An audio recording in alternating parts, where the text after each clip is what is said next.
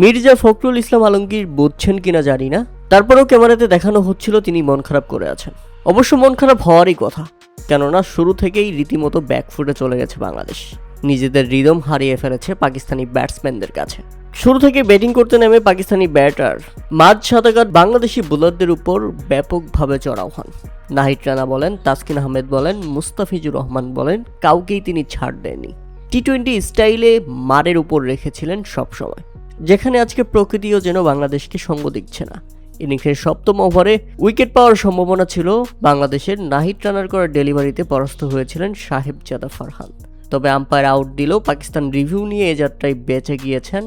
তাতে বাংলাদেশি আম্পায়ারকে শুরুতেই মাপ চেয়ে নিতে হয়, আর এতে পাকিস্তানি গ্যালারিতে পাকিস্তানি সমর্থকদের উদযাপন ছিল দেখার মতো। এরপর ইনিংসের অষ্টম ওভারের ঘটনা, তাসকিন আহমেদের করা ডেলিভারিটি মাঝ সাদাকাত।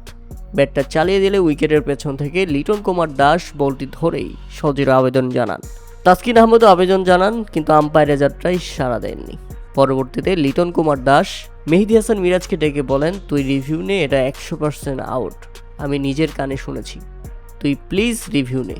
বাধ্য হয়ে মেহেদী হাসান মিরাজ রিভিউ নেন এবং পরবর্তীতে দেখা যায় বলে বেটে কোনো সংযোগই নেই, অনেক ফাঁক, অর্থাৎ বেকুবের মতো একটা রিভিউ নষ্ট করলো বাংলাদেশ। তাতে রীতিমতো হতাশ তাসকিন আহমেদ, হতাশ গ্যালারিতে মির্জা ফখরুল পর্যন্ত। এরপর মাত্র 31 বলেই হাফ সেঞ্চুরি তুলে নেন মাঝ সাদাকাত। দারুণ ব্যাটিং করেন এই ব্যাটসম্যান। 4 ছক্কার ফুলঝুরিতে মুহূর্তেই ততক্ষণে পাকিস্তান পৌঁছে গেছে 10 ওভারেই 85 রানে। পাকিস্তানি ব্যাটসম্যানরা যেভাবে শুরু করেছে তাতে বাংলাদেশি বোলাররা রিদম হারিয়ে ফেলেছে। তাদের মেন্টালি সিদ্ধান্ত কাজ করছে না, রিভিউ নষ্ট হচ্ছে, মানে সব দিক থেকেই শুরুতেই একেবারে ব্যাকফুটে চলে গেছে বাংলাদেশ।